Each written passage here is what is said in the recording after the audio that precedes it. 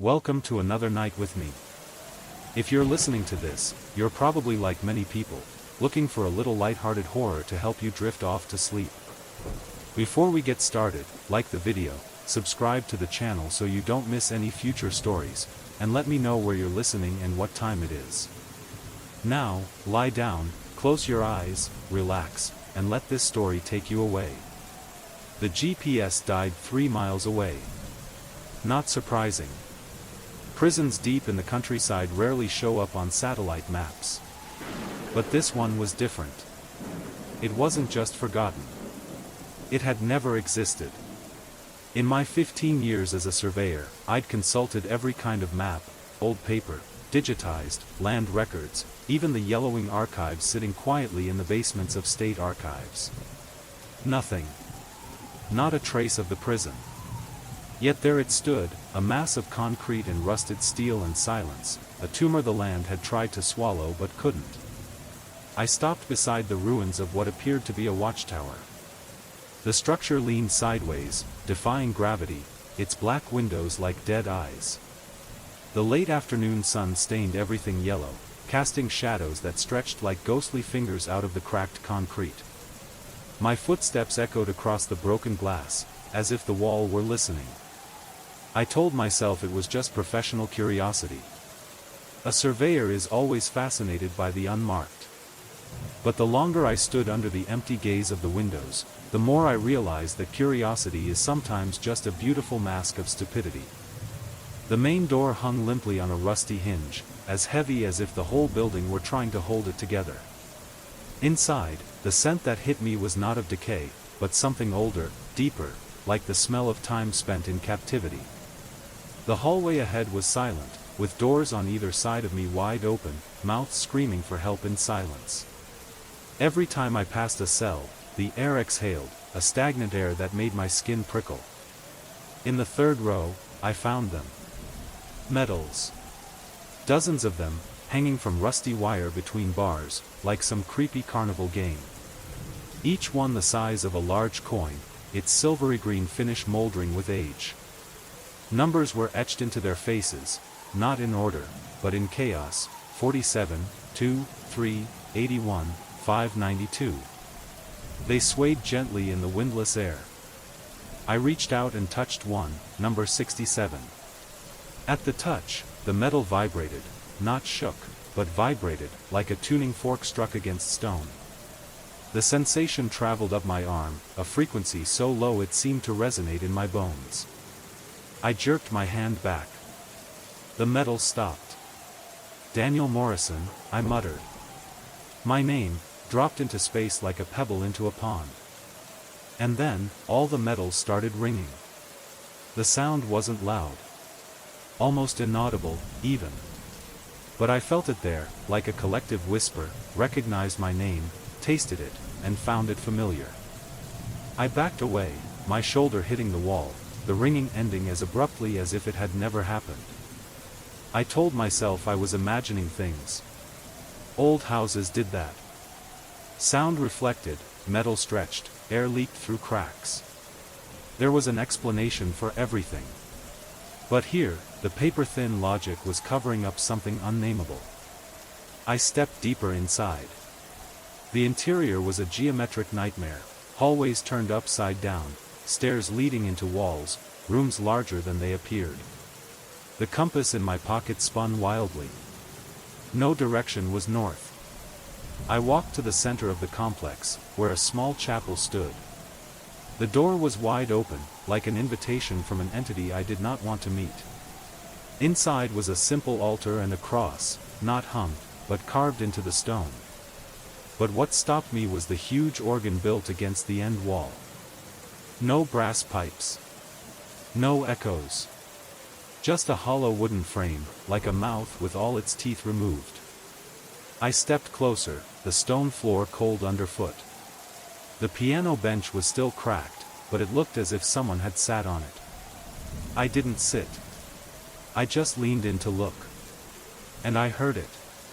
A whisper. Metallic, cold, and drawn out like wine through non-existent pipes.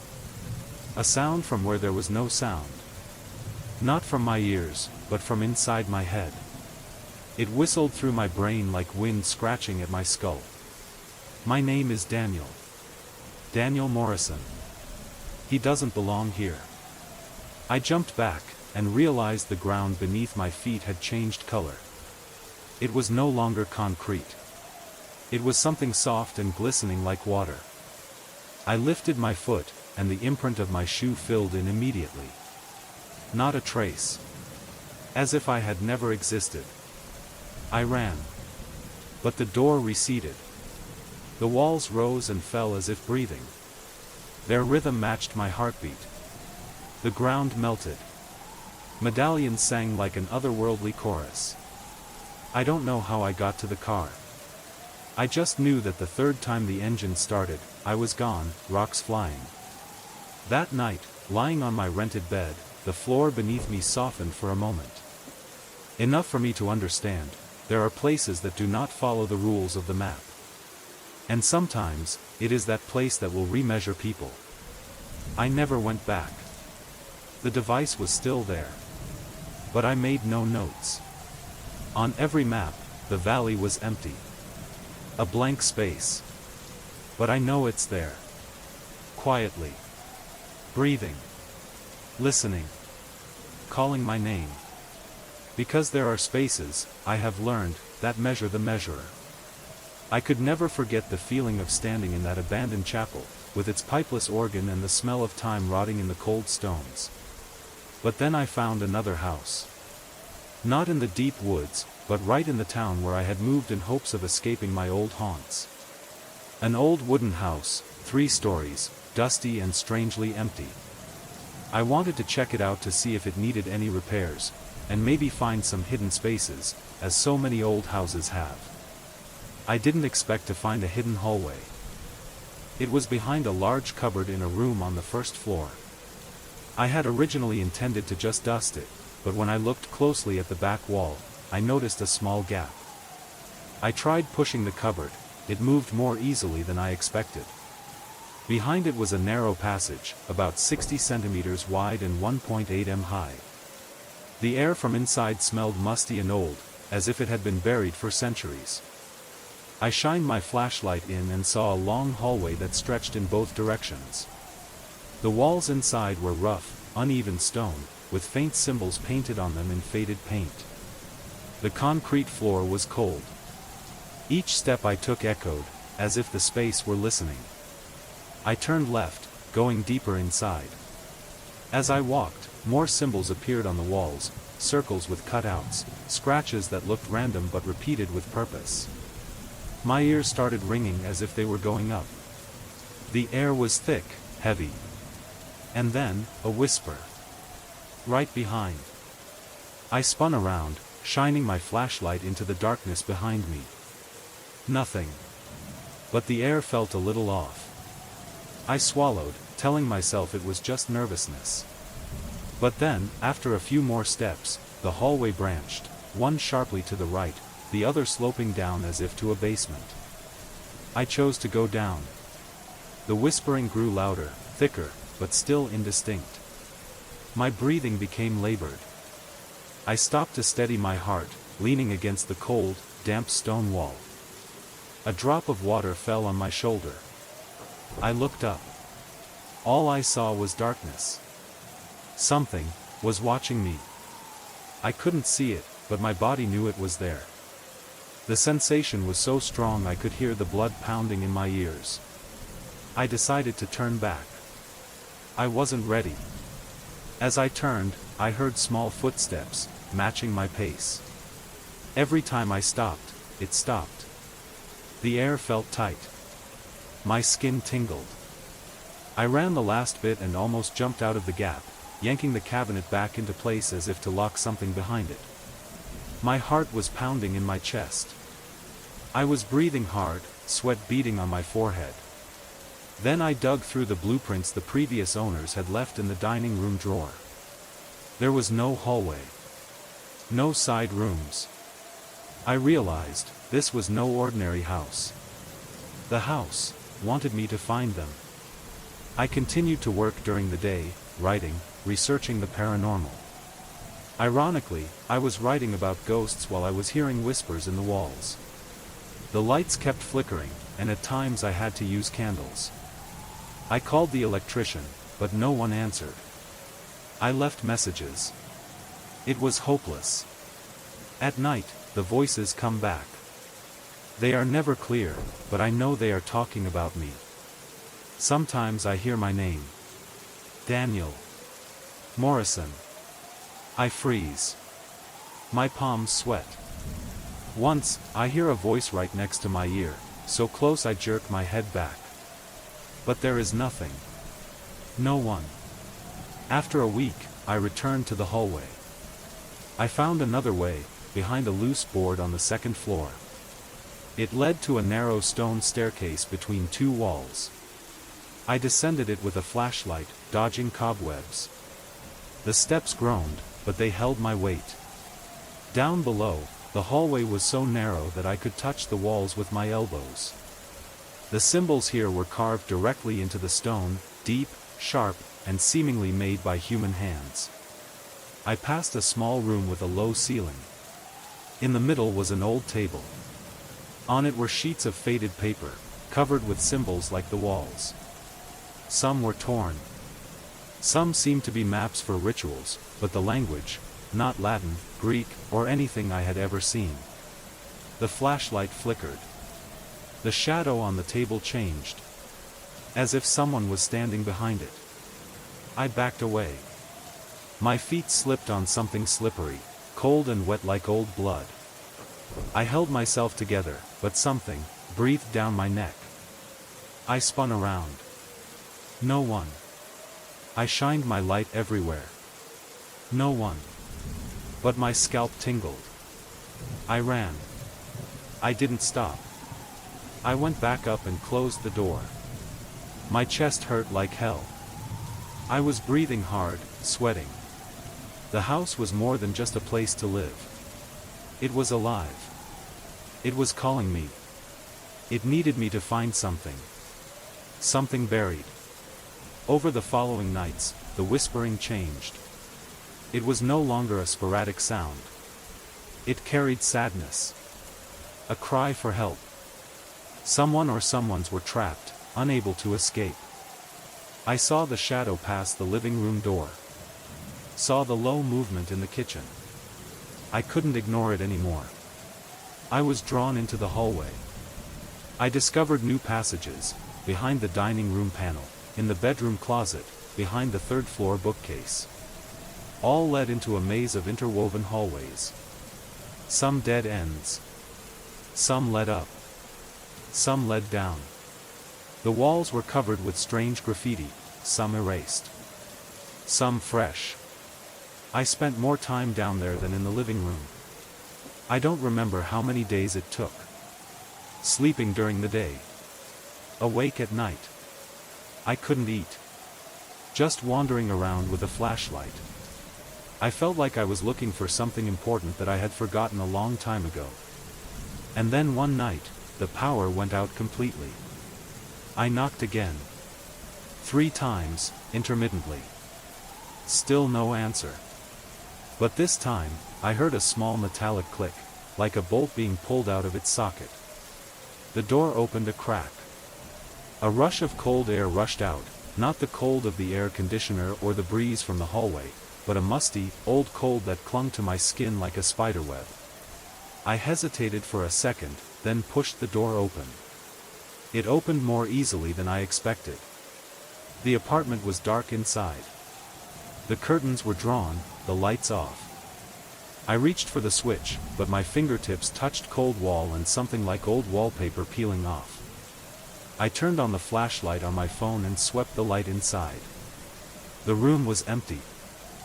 There were no tables or chairs, no other objects except for a wall clock that had stopped running, its hands stuck at 2:17.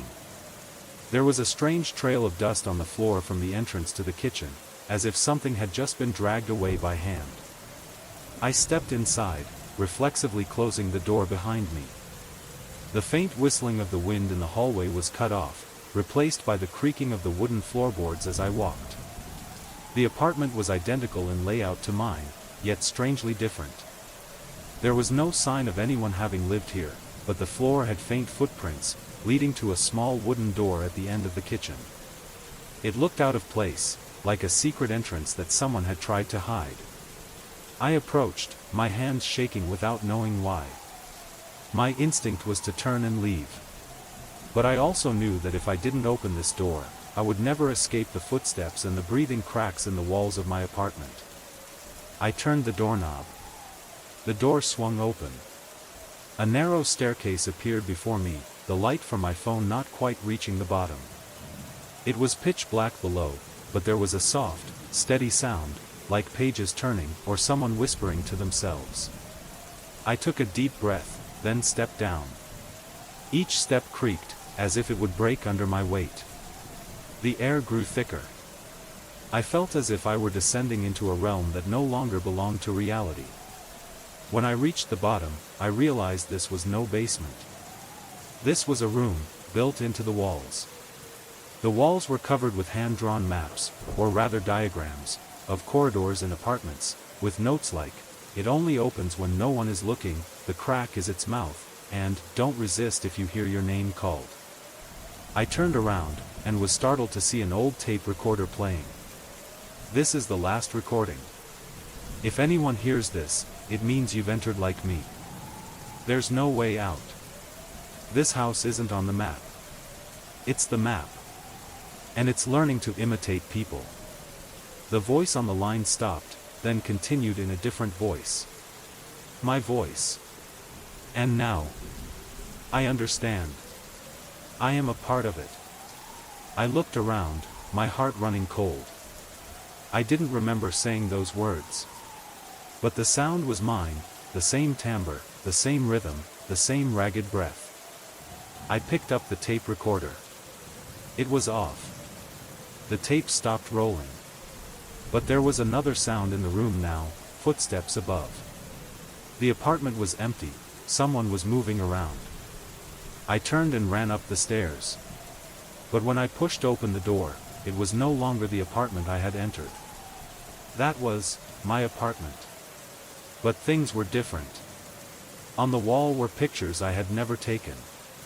In the corner of the room, an old chair I had never bought. And what made me freeze was me, sitting with my back turned, staring at the biggest crack that had just appeared. I saw myself. But I didn't move. I just whispered something, then slowly turned my head back. And my eyes are no longer human eyes. I started marking the cracks with a pencil, one by one, every morning and every night. I wanted to make sure they didn't move, didn't change, or if they did, I'd know. But after just 2 days, I realized I was losing. Some of the cracks seemed to fade, as if someone were erasing them. Marks I was sure I'd drawn weren't there anymore, or they shifted, merging into new shapes. One morning I woke up to see a faint circular arc under the dining table, a circle I hadn't drawn. I began to feel like something was watching me. Not from the windows, not from my phone screen, but from within the walls themselves. I tried to turn up the music, hoping the noise would drown out my anxiety. But whatever music I played sounded strangely distorted, as if the speakers were warping, or something was interfering. I heard strange sounds underneath the music, soft moans, distant footsteps, a rhythm that didn't belong to any mix I knew. I didn't tell anyone. Not because I was afraid they wouldn't believe me, but because I was afraid they would believe me, and then I'd have to face the reality that I was no longer in control. I avoided my neighbors. I went to work, came home, and lived as if my life was still going on. But the apartment had become a living organism, a twisted cocoon waiting to break open. Sometimes I dreamed that I woke up, buried deep in the wall, my eyes unable to open, but feeling the paint and plaster and concrete covering my face. One night, I decided to try some glow-in-the-dark paint, the kind used to detect movement at night. I sprinkled it around the biggest cracks, especially near the bedroom and bathroom walls. I also set my phone camera to night mode, propped it up on a shelf, and pointed it at the corner of the wall. I didn't expect to see anything, but I needed to know. I needed to confirm what I was seeing. The next morning, when I checked it, the camera had shut down midstream, the battery dead despite a full charge. But in the few minutes of footage I had left, I saw clearly, the cracks were moving. Not much, just a little, but the movement was real. A line curved up, then down, as if breathing. I stared blankly at the screen, my palms cold. There was no doubt about it. Something was alive inside the walls. And it was testing my limits. That night, I heard the whisper for the first time. Not clear, not a voice, but a shapely breath, as if sound could pass through the cracks. It beckoned me, not with words, but with its presence. A pull drew me closer to the wall, so close that my forehead almost touched the plaster.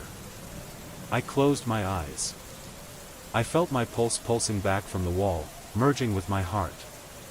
I don't know how long I stood there, but when I opened my eyes, I was sitting on the floor, knees drawn up, arms wrapped around myself like a child. Since that night, I have not been myself. The land behind the house, where there was an old well that I had never paid much attention to. The flashlight beam cut through the damp grass, skimming the moss-covered stones. The air around the well was unusually cold, as if it had sucked all the warmth out of the night. I approached, stepping cautiously on the soft ground.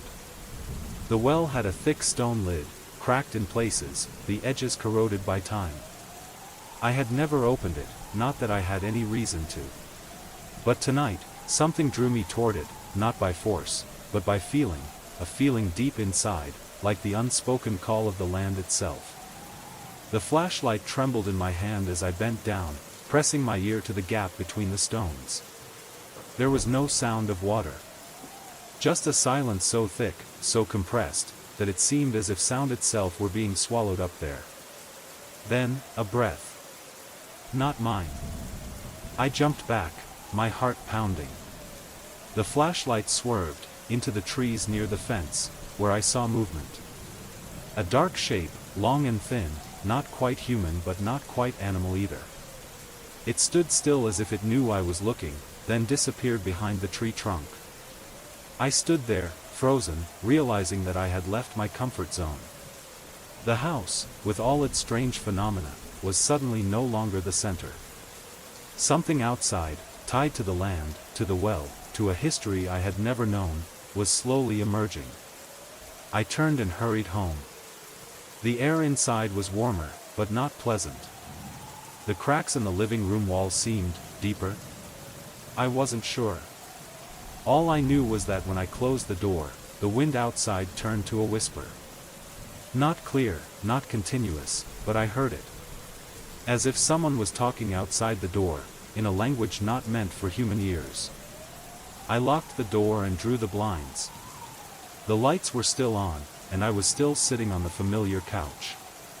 But everything was different. Something had opened up, not from the apartment, but from me, from my decision to go outside and put my ear to where it should have been left. I'm not sure I'm the narrator anymore. It feels like I'm repeating something, a ritual, a summoning, or worse, an invitation.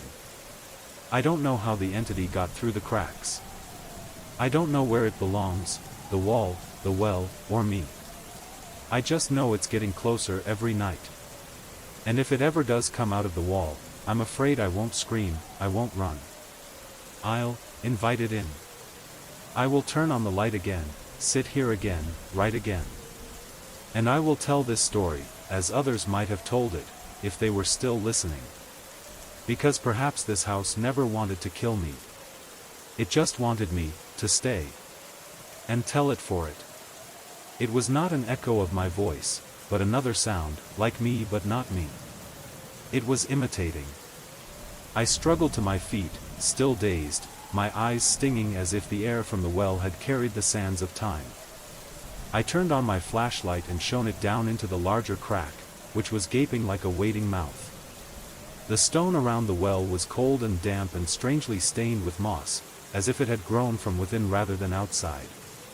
Another voice spoke, this time a trembling, wet whisper, not of language but of feeling, a sense of deep sadness, as if someone had been buried in the darkness for so long that their very existence had become one with the cold below.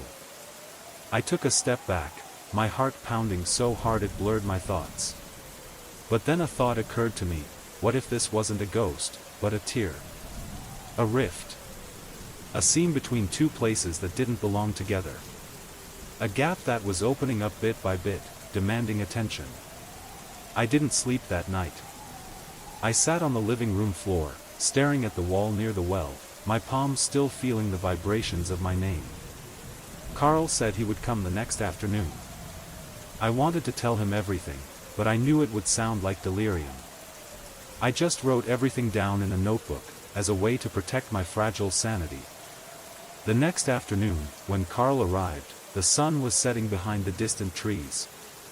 He had a powerful halogen lamp, a surveying kit, and his usual calm demeanor. I took him to the well, showed him the opening, described the sounds, the voices. Carl listened quietly, without mocking or judging. He just nodded, then began examining the rock cap, using a moisture meter, checking the resonances in the ground. "This well is deeper than I thought," he muttered. "And the bottom doesn't bounce back like normal soil." I asked what it meant. He looked at me, his eyes a bit hesitant, as if he was thinking about whether he should say something.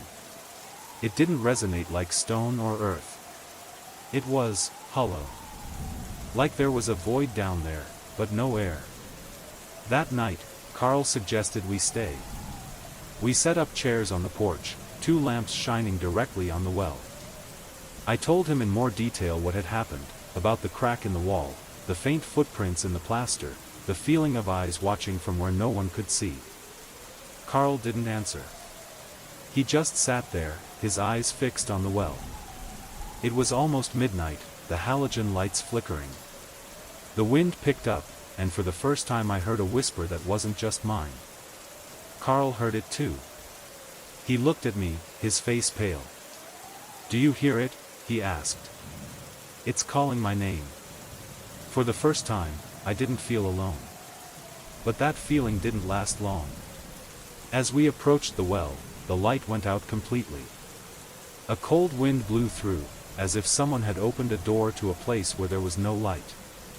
From inside the crevice, a groan rose, not a human voice, but a series of wet, cracking sounds, like bones being stretched and broken in deep water. Carl retreated instinctively, but I remained standing, either out of fear or because I was being sucked in. I turned off the lights again, shivering as I entered the bedroom, sitting on the bed in the pitch blackness, my hands clutching the edge of the blanket as if clinging to the only thing holding me to this world. But when I looked down at the floor, I saw nothing. No shadows. No shapes. I felt temporarily blinded, then I realized that the faint moonlight behind the curtains was just enough to illuminate the floor. Only, my shadow is no longer there. It has separated. I feel it. In the room. Without seeing it, I knew it was behind me, close behind me, no longer attached to me by the light source. A shadow no longer a shadow. A copy no longer a reflection. It was learning to exist on its own. I jumped up and turned on the night light. There was nothing in the room. I turned and rushed to the medicine cabinet, rummaging for any remaining sedatives. I had to sleep. I had to interrupt this paranoia. I had to get my body back under control. But before I could open the bottle, I saw the bedroom door open. I clearly remember closing it. I slowly approached. Opened it a little more. The hallway outside was dark, but I saw a shadow. Not mine. Not in the direction of any light. It stood there, long and curved, projecting itself despite the absence of any apparent light source. It swayed slightly, as if waiting for me to come out. I can't back away. I can't close the door. I can't scream. It has already stepped halfway into my world. And I knew, if I just let it go the rest of the way, I wouldn't be myself anymore.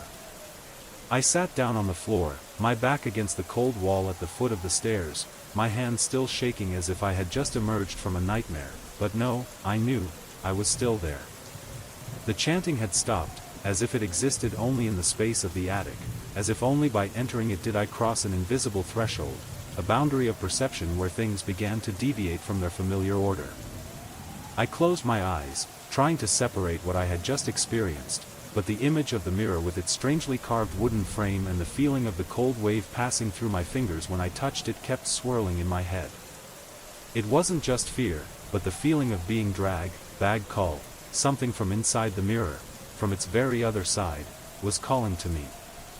I opened my eyes, the yellow light from the living room was still shining out, my shadow stretched across the tiled floor, but now I was no longer sure it was my own shadow. I trudged back to the kitchen, sat down on a chair with a glass of water, my hands still sweaty, and when I lowered my head, I saw the shadow, still there, lying close to my feet, curled up, as if trembling too from what I had touched. I knew one thing for sure, that thing in the attic was more than just a forgotten antique. It was a connection. A joint between this space and something else. A place where chanting is done without a mouth. A place where shadows are cast without light. A place where mirrors not only reflect, but open. I couldn't sleep that night. Instead, I sat silently for hours in the semi-darkness, watching the way the reflections shifted slowly with each breath, each tiny vibration from the refrigerator, or the ticking of the clock. I felt its presence, not imposing, not intense, but just quiet and persistent, like a gaze through the curtains of my back, making my skin prickle without touching. The next morning, I woke up to a knock on the door. A woman stood outside, thin, in a faded woolen cloak, her eyes dark and sunken as if she had seen too many long sleepless nights. She asked me in a soft voice, "Have you been to the attic?" I don't know how to answer. She didn't wait. She just said, "That mirror is the intersection." It was used Tobin. But if touched long enough, or if it chooses uncle. I stepped back. Before I could invite her in, she turned away. "Don't look too long," she said as she stepped off the porch. "And never let that shadow look back at you through the mirror." I stood there, petrified, my mind spinning. That afternoon, I went up to the attic again. I don't know why. Maybe it was fear. Maybe it was a desire for control. Or maybe, some part of me had pulled back. I turned on the flashlight, grabbed a large towel to cover the mirror. But when I stepped in, I froze. The mirror is no longer in its original place. Only the oval dust mark remained clearly imprinted on the attic wall, as if it just lifted. I backed away, step by step, my heart pounding in my throat. No one else lived in the house. The attic door was still locked. I had come up here alone. But that thing wasn't here anymore. It has moved. And if I'm not mistaken, I know exactly where it is. In the apartment. Downstairs. In none of the mirrors I used to look at it every day without a doubt. A mirror waiting for me to look again. To reflect not me, but that shadow. The shadow doesn't belong to me anymore. I walked downstairs slowly, each step heavy as if something were tugging at my ankles. Every mirror in the house, in the bathroom, on the vanity, in the closet, suddenly became a door I no longer believed to be harmless. I had lived around them for years, looking into them to shave, to check my hair, to look at myself, without realizing that I might never have really seen myself, but only a copy being raised. I walked into the bathroom. The mirror was still there, reflecting my face, pale, tired, but still me. I do not believe.